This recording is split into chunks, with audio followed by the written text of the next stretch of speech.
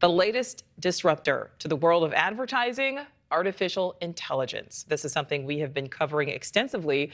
So feast your eyes on this ad. It's a beer commercial that at first glance seems real, but take a closer look. The people are not real and are actually a bit hilarious and a bit terrifying. If you take a look, some have out-of-place limbs, extra fingers. Not that there's anything wrong with that, but no one can seem to grasp their can or glass of beer. Who's there? Pizza magic. Eat pepperoni hug spot pizza. Your tummy say thank you. Your mouth say, Pepperoni hug spot. It's like family, but with more cheese.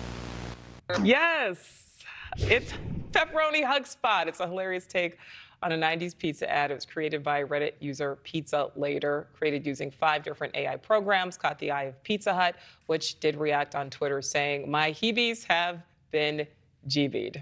So, you know, AI standards may have a little bit of learning to do. So let's bring in now Rick Van House. He is an online advertising expert. Rick, thank you so much for being with us. Interesting Thanks for having me, commercial. I like seeing that. We could see how they, couldn't really grasp the beer there. We see in the world of marketing these big brands trying to take risks because, you have to get the audience's attention, harder and harder to hold the attention. So could we eventually see this happen with a big brand? I mean, these videos are awful, right? I mean, the beer can is a bottle, it's a can, it's a cup, it's a glass. I mean, the people look wacky. I don't think the video is there yet, but you are seeing big brands already start to kind of embrace this in the visual aspect. So you had Kit Kat did it, but they're making fun of it. So Kit Kat uses AI to do some writing, and it said AI made this so we could take a break, right? Burger King does a chicken sandwich, and it says tastes like a bird using AI text. And even Hardee's let AI draw their food, and it looked disgusting. So, I don't think we're there yet, but, this stuff's going to be around. So, Rick, you don't think people want chicken sandwiches that taste like a bird? I don't know if we can go ahead and roll the commercial again, the Pizza Hug commercial. I love that because I just want to take a look at the hands trying to grasp the beer. Rick, do you think that these deformities could potentially affect sales? Because, as we take a close look here, do you think it turns consumers off to the brand?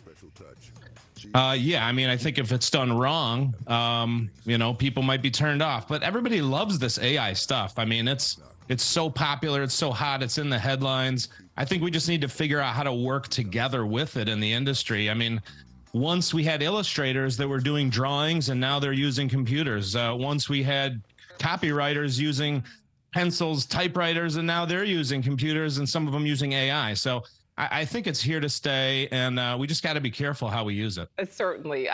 Rick, can you tell us, is it already being used in advertising, maybe not just commercials, but in places maybe we just haven't noticed or that we're not aware of? Right. I mean, besides kind of the funny print ads where they've been kind of poking fun of it, it's a lot of it's behind the scenes, right? Maybe not being talked about as much. It's in processes. If you look at Wunderman Thompson, which is a WPP company, a really big agency, actually worked for Wunderman right out of college.